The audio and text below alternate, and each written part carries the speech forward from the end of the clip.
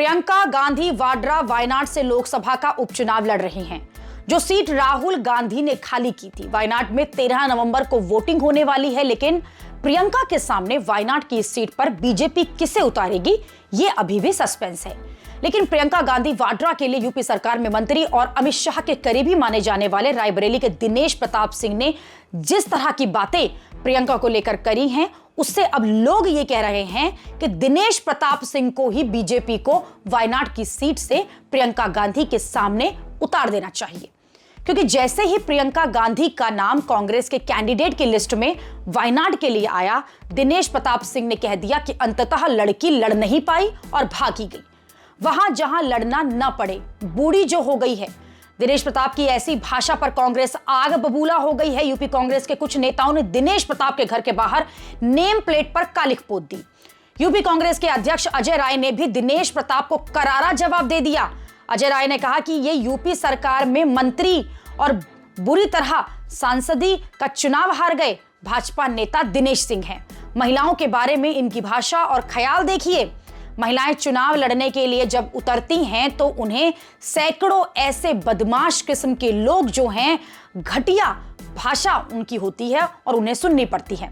ऐसे लोग भाजपा सरकार में मंत्री बने बैठे हैं, इसलिए महिला सुरक्षा का प्रदेश में बुरा हाल है। यूपी बीजेपी में एक निहायत ही बददिमाग मंत्री है, उनका नाम है दिनेश प्रताप सिंह। उन्होंने इतनी गंदी और ओछी टिप्पणी एक महिला के लिए की और मेरी नेत्री प्रियंका गांधी के लिए की कि उसकी जितनी भर्त्सना करूं वो कम है।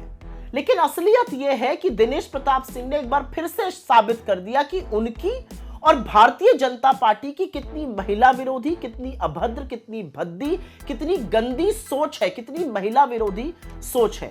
क्योंकि जिस भाषा का उन्होंने उपयोग किया है वो वही बोल सकता है जो वस्तुतः महिलाओं का विरोधी है। प्रियंका गांधी के बारे में विवादित बयान दे रहे दिनेश प्रताप रायबरेली के वो नेता हैं जो 2 बार से बीजेपी के टिकट पर रायबरेली से लोकसभा का चुनाव लड़ रहे हैं।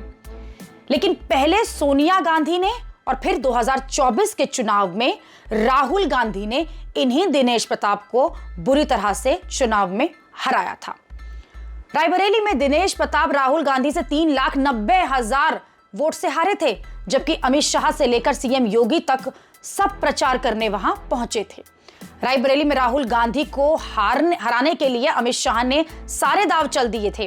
रायबरेली में दिनेश प्रताप के विरोधियों की भी बीजेपी में शामिल करवा लिया गया था। इसके बावजूद दिनेश प्रताप रायबरेली से चुनाव जीत नहीं पाए थे। ऐसे में दिनेश प्रताप सिंह प्रियंका गांधी पर जो भी बोल रहे हैं उसे लोग उनकी खींच ही बता रहे हैं। लोग ये भी याद दिला रहे हैं कि दिनेश प्रताप सिंह तो खुद कभी रायबरेली में गांधी परिवार के करीबी थे। दिनेश प्रताप ने कांग्रेस से ही राजनीति जो है अपनी वो शुरू की थी और कांग्रेस ने ही उन्हें 2 बार एमएलसी भी बनाया था। लेकिन 2018 में दिनेश प्रताप ने कांग्रेस छोड़ी और वो बीजेपी में चले गए। और अब जिस तरह से वो प्रियंका गांधी वाड्रा पर बोल रहे हैं, उससे तो लोग यही कह रहे हैं कि अगर दिनेश प्रताप सिंह को प्रियंका वाड्रा का चुनाव लड़ना इतना अखर रहा है और वो मानते हैं कि प्रियंका जो है इस जगह पर चुनाव लड़ने गई हैं जहां प्रियंका को चुनाव जीतने पर कोई मुश्किल नहीं होगी, तो दिनेश प्रताप को खुद वायनाड में उतरकर प्रियंका के पहले चुनाव के मुकाबले को मुश्किल बना देना चाहिए।